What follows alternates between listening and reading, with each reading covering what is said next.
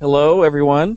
It's my pleasure to welcome everyone that's here to view this live video chat with our Public Affairs Officer, Walter Douglas.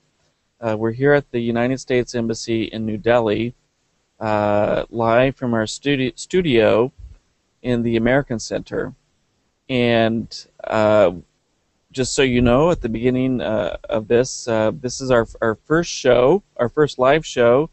We intend to broadcast to anyone who cares to watch and to post a live question on our YouTube homepage, and we'll take your questions live during our conversation with the guest.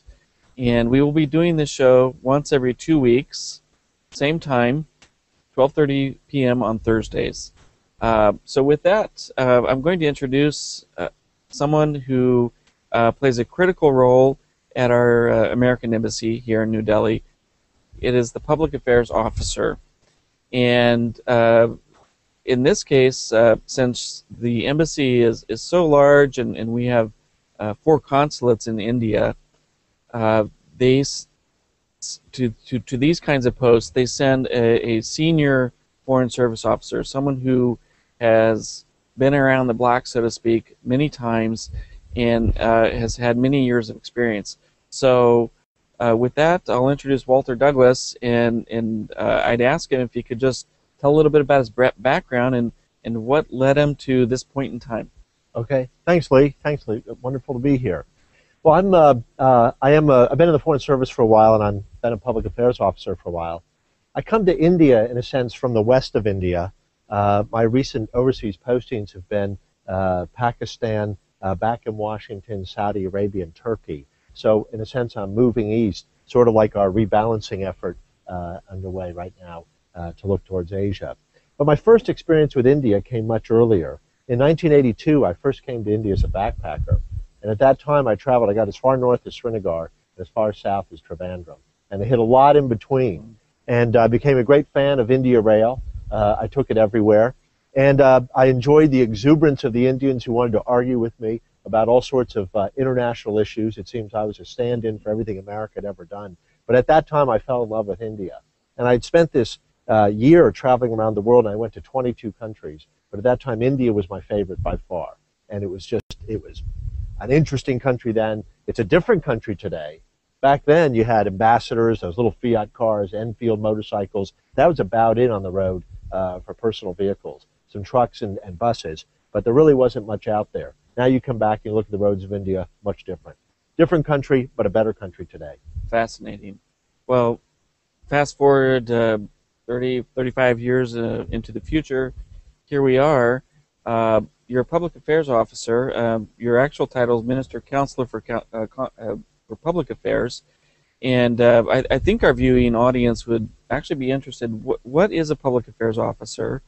And also, in the case of India, why you see it important to engage with the public here, and what direction is our bilateral relationship going? Yeah. Okay, great. Let me just tell you, a Public Affairs Officer, what I spend my time doing is generally interacting with non-government people. Yeah, I've gone over to the Ministry of External Affairs a few times. I do some of that. But basically, what I'm out there is, I'm in that world of ideas out there in India, where we think it's important that people know what America does. And we think it's important to know what they're thinking out there about the United States. And so I tend to deal with, say, the press, with universities, think tanks, places in India where there are ideas generated, where there are ideas exchanged. That's really what a Public Affairs Officer does. The second part of your question was where we are today. Where are bilateral relations? Yes. And I think it is fascinating. India is truly one of the most amazing, or U.S.-Indian relations, one of the most amazing transformations I think we've ever seen. And that is, as everyone knows, during the Cold War, India and the United States did not line up on the same side. In many of our relations, while the personal relations between Americans and Indians might have been good, on a policy level, we were quite divided about how we saw the world. In 2005, sort of 2005, 2008, let's say, starting with 2005, both of our countries radically realigned how they look at the world. And the Civ nuke agreement we had really was the one that sort of changed everything.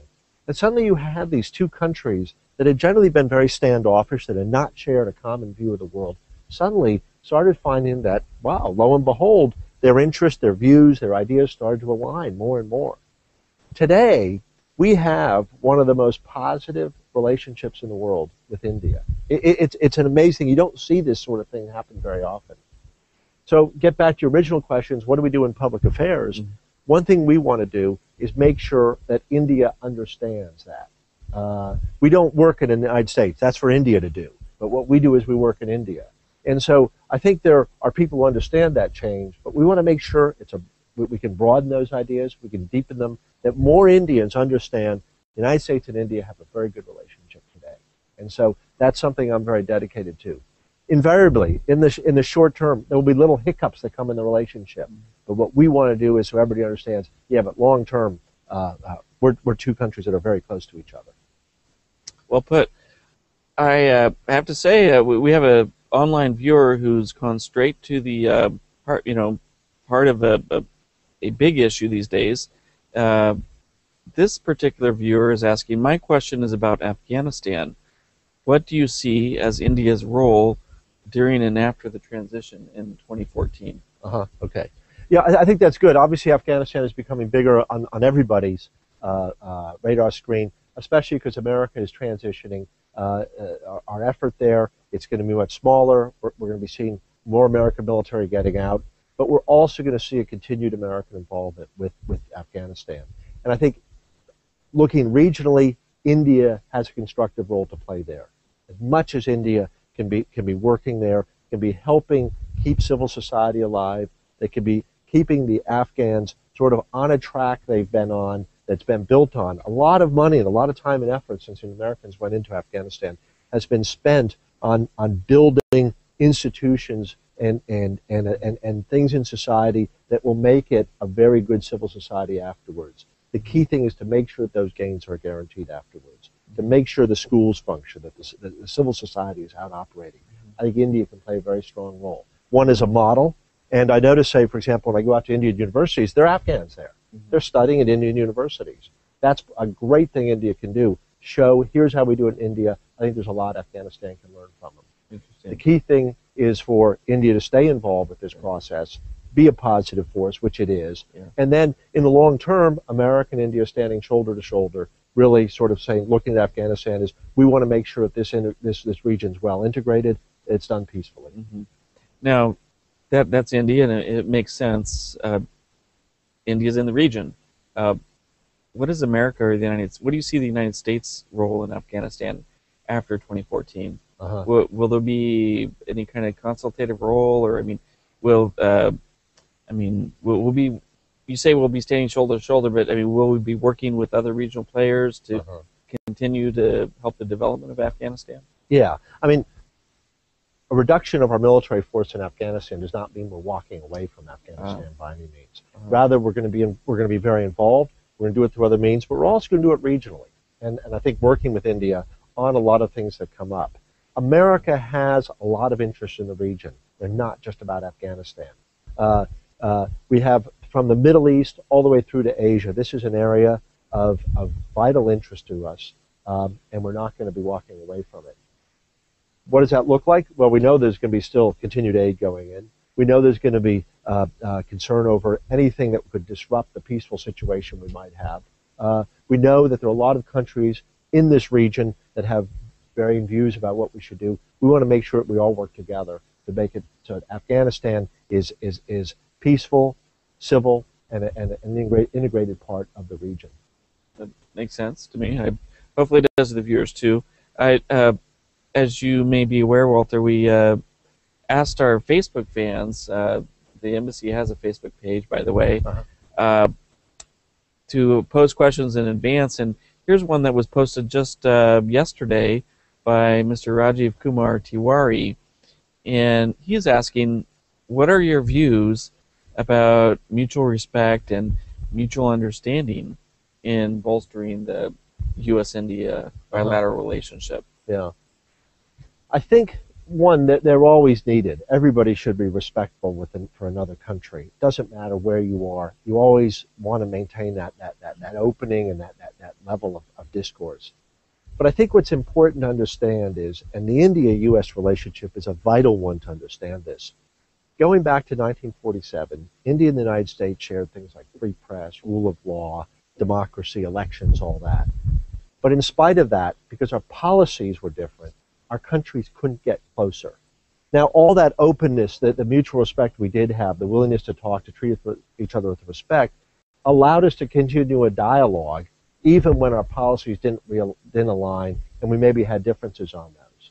But the beautiful thing is about maintaining that when the policies did shift, suddenly it was very easy to pick up. We didn't have to overcome something that way. So always maintain mutual respect, always work with each other, because those are vital things no matter what the policies are. But the real closest comes when the policies start going together, as we see it today. So all a vital part of the same thing. But the key thing is to, like we are today, to see the relationship. You know, you alluded to something that's sometimes called people-to-people ties, and we actually had another question in from, let's see if I can get the name here, Gaurav Katiyar, and she's asking about possibilities of getting a student visa, and why are they sometimes refused? I mean, visa issues, I know firsthand, and you do already, that public affairs does not work on visas, but people going to the United States, either on a student visa or a tourist visa, that can largely be viewed as a way to bolster those people-to-people ties. But what are your views about this particular question? People wanting to study in the United States, occasionally a student visa is refused. Do you have any comment on that? Yeah. Well, first of all, let me say, we Indian students, we want them. It's really important. There are about 100,000 Indians studying in the United States at these days, at any one year. And most of them say 2 or 3 years, so you maybe have 30, 35,000 new students coming in each year. But you got 100,000 there. We would love to see that number grow. The problem isn't going to be visas for going. The problem is Indians who want to go.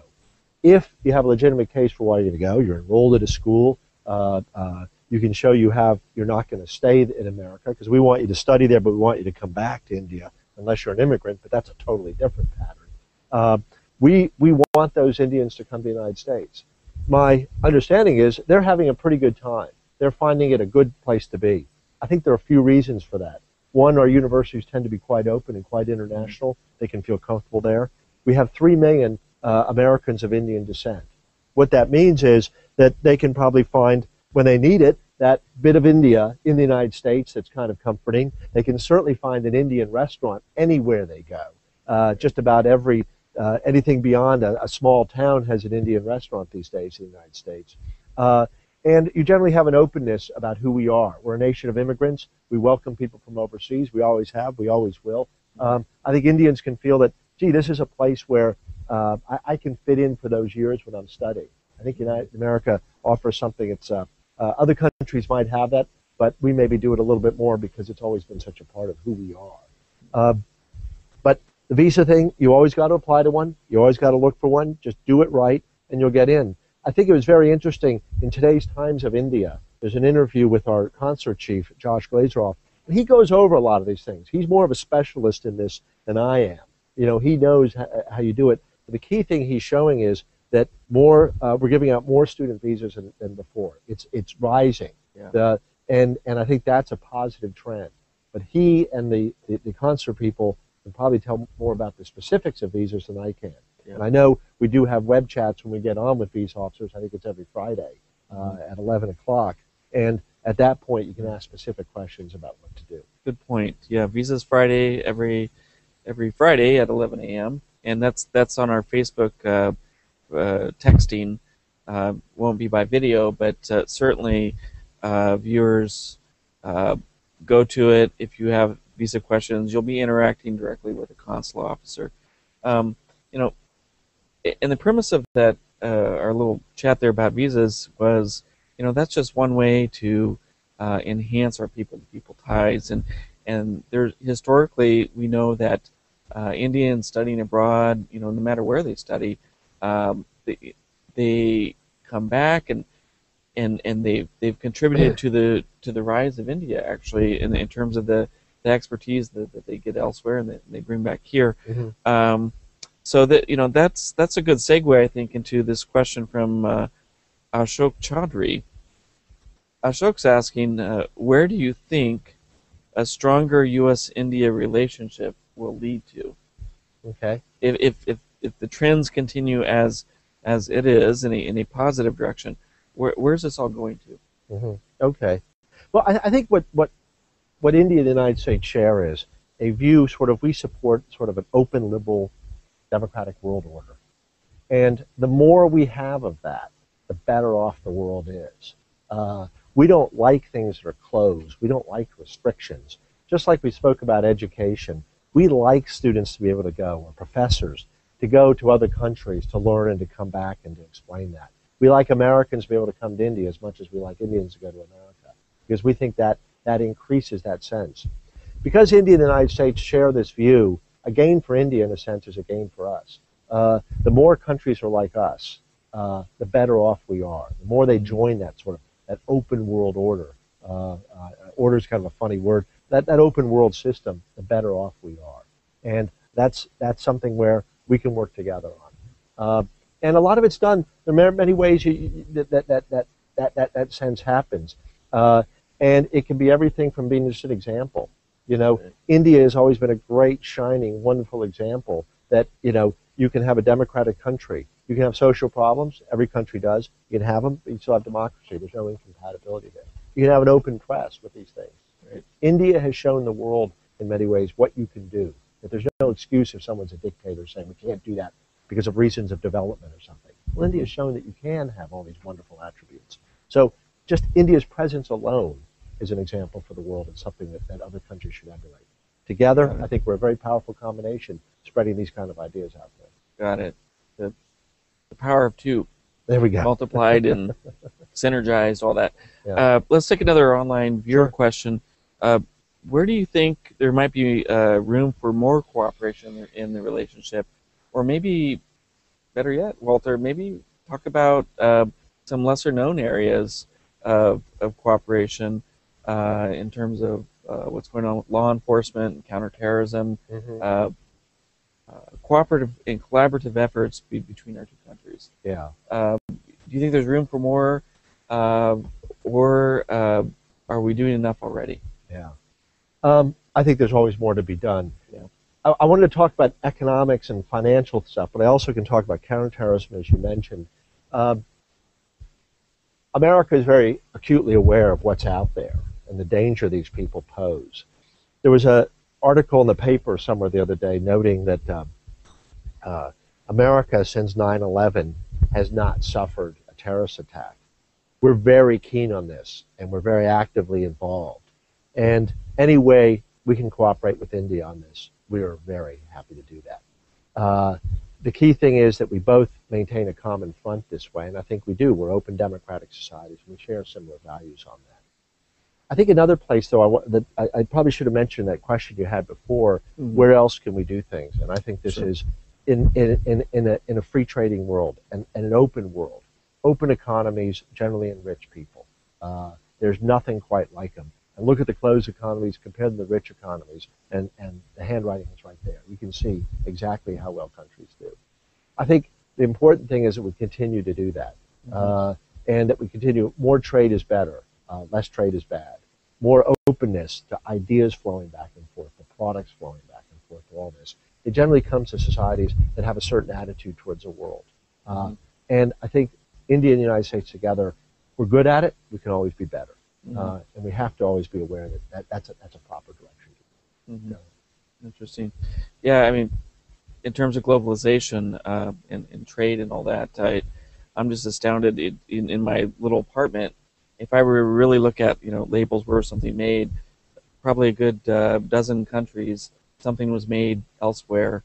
And I'm living here in India, so You know, that's great that India is open to international trade, and as you say, definitely we want to increase that with the United States as a trading partner, and more can be done in that respect too. I Yeah. mean, both our countries can continue to negotiate and try to reduce tariffs and non-tariff barriers and the like. And um, Well, let me tell you. I think you like Tom Friedman when he talks about the world being flat, and Yeah.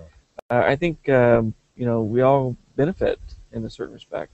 Let me tell you. When I was here in 1982, India clearly had very restrictive trade policies. You couldn't buy foreign products here. Everything had to be Indian made. The problem was they weren't being made. So there were shortages. Yeah. As I understand, there was a black market. There was all sorts of things like that going on. Stuff you don't see today since India's opened up.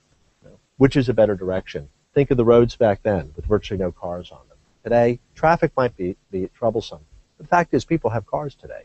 Not everybody in India, but more than they had in 1982. Yeah. You see these differences that have come because of India's openness, India's economic reforms. It's really an impressive achievement. Great. Here's a question from, excuse my poor eyesight, Sure. Ashu Sagal, and she's asking, or he, a very simple question. Please let me know if I can work in some way with your government organization. Now, perhaps that Ashu is talking about the Indian government or even the American government. But I mean, do you have any thoughts on this? Yeah. Well, I'd say two things. One humorous, and that is become an American. You can work anywhere in the United States government. And but I also do mean we have diplomats who were immigrants. And there's actually an Indian American on our staff who came to the United States relatively, I think, after college. So that's one way, but I don't encourage everybody to do that because most of you want to probably be Indians. But the other way is we do post when we have jobs opening up. They're posted on our website, whatever we might have. I think all the international organizations do that.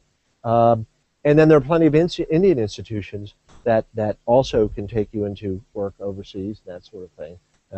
We obviously deal with the Ministry of External Affairs from time to time, and I meet those guys who do it. But I think there are a number of different routes you can take. Mm-hmm. Okay. I would put a plug in for even employment at the embassy.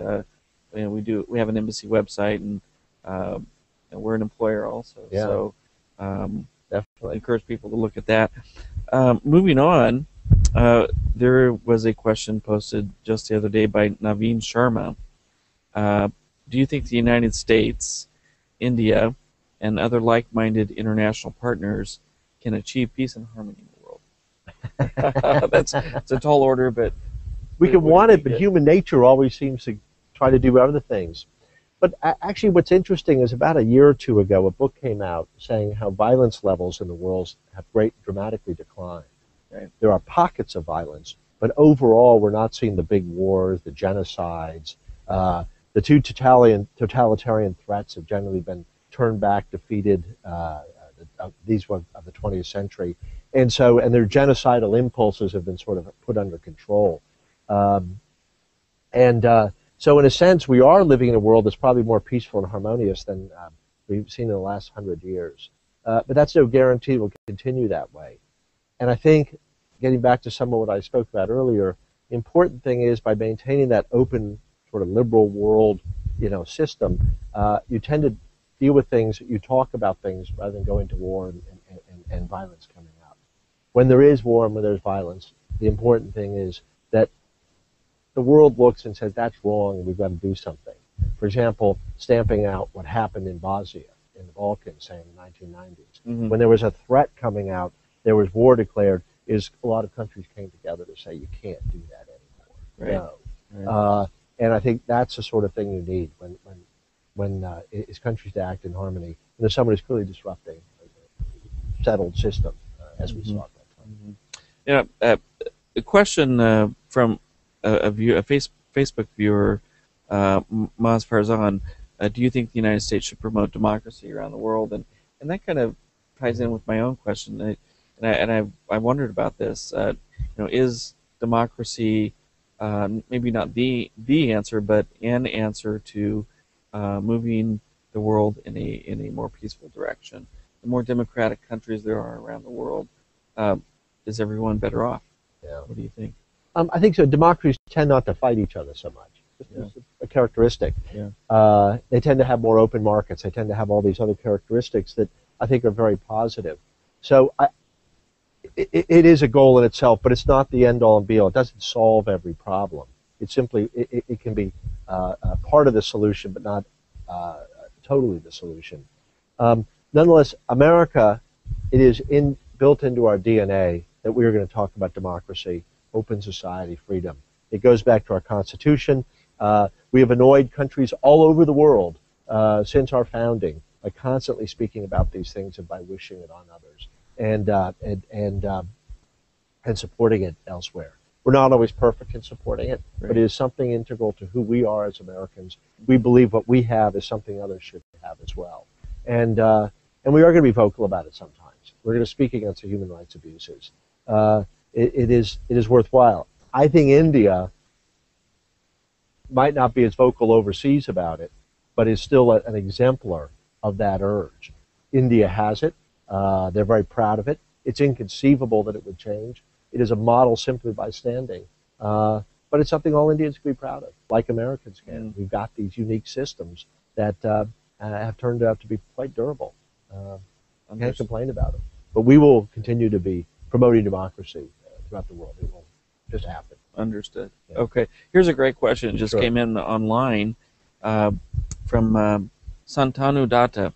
There is an enormous potential, untapped scientific collaboration between United States institutes and smaller science NGOs, academic centers and research, application, teaching, and training. Do you have views on? What are your views? Is this question? Oh, collaboration on what are they? Basically, is there a way to tap more into scientific collaboration between U.S. institutes and Indian counterparts, and even among smaller science NGO types or research institutes, those kinds of things? There's always room to do more.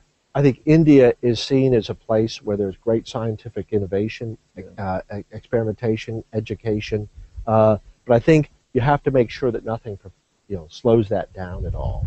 Make sure it remains an open society. I was down in Hyderabad. You see the big Microsoft office there. Microsoft's here because India is a land of opportunity for them. There are a lot of educated people. There are a lot of ideas going here. But you have to make sure that steps are taken to encourage that.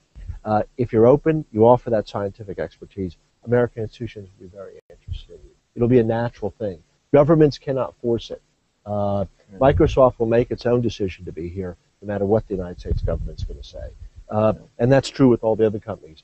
Indian companies, when they go look for scientific expertise in the United States, they're going to make it on a business decision. It's not because the government's saying do it. Therefore, what's essential is that we both create the conditions and allow the maximum flow of that to happen. If we don't do that, that sort of collaboration will dry up. Absolutely. And here's a good example today. We're chatting with people in India, thousands of miles away, inside India, but even those who might just by chance be watching us in France. Sure. So this day and age, technology and science, it's a great way to bring us together. And we hope that you will join us in 2 weeks from now at the same time at this same YouTube channel. And I'll have to end the program now by thanking our guest, Public Affairs Officer Walter Douglas, for his time, and also explaining the larger and also detailed framework of the U.S.-India bilateral relationship and the direction it's going. I would say a very positive direction. Sure so is. thank you, Walter, for joining us. Thank you, Lee. Yep. Take care.